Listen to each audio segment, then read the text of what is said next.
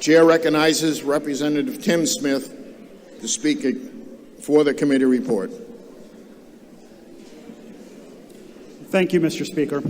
So, this is the first time I've come up to the microphone this session, and those of you who've been here for a few terms realize that I'm someone who comes up to the microphone a lot.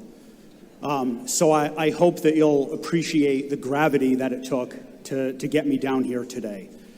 Normally I prepare remarks, but not this time. I tried a dozen times to write a speech for this, but I just couldn't do it. It's too personal for too many of us here in the room. It's too personal for me.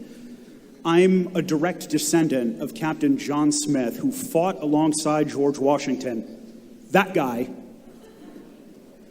to establish the United States as an independent nation. I'm also a direct descendant of Sergeant Garrett Preston Smith, who fought in the U.S. Civil War to keep the United States one nation, undivided.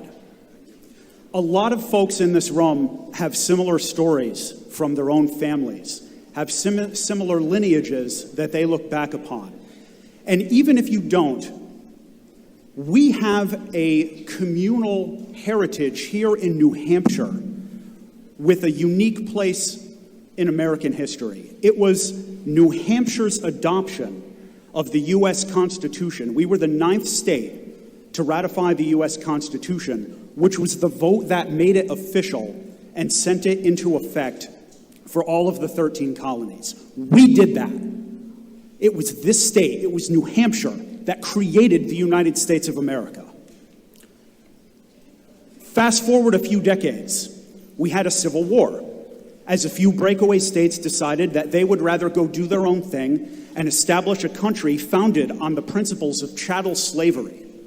Well, New Hampshire didn't think that was such a good idea, so we answered President Lincoln's call, that guy, and we sent troops down to put a stop to that. Folks might not realize this, but, when we walk into this building through the front foyer, we come in through a room called the Hall of Flags. The regimental battle standard from the New Hampshire Regiment that liberated the Confederate capital city of Richmond, Virginia, is downstairs on the first floor of this building. New Hampshire liberated the Confederate capital and worked when Jefferson Davis and his little cohort ran fleeing with their tails between their legs, they were running from New Hampshire soldiers. And I am proud of that heritage and legacy that we all carry with us here in this chamber and every day that we carry on as an elected official in this state. And all of this transcends party, this transcends ideology. We are Americans and we are from New Hampshire. Fast forward a few more decades.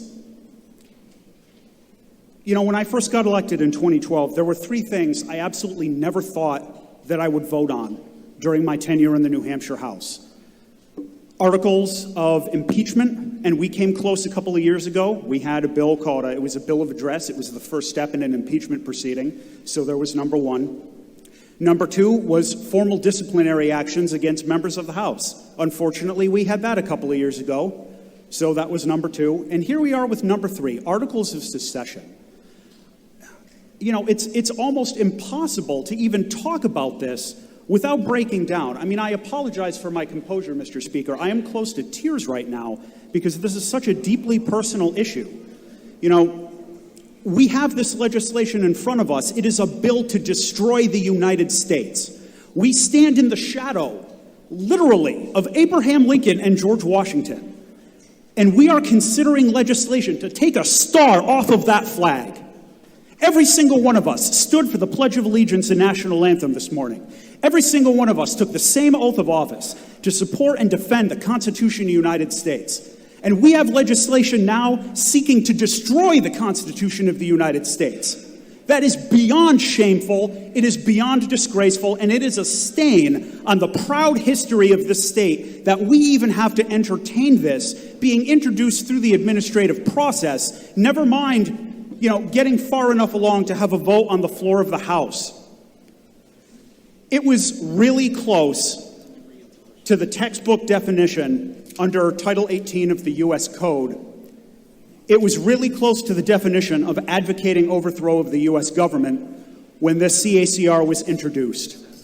When co-sponsors signed on, it was really close to seditious conspiracy. A vote for this is really close to the federal definition of treason. Thank you, Mr. Speaker. The House will be in order.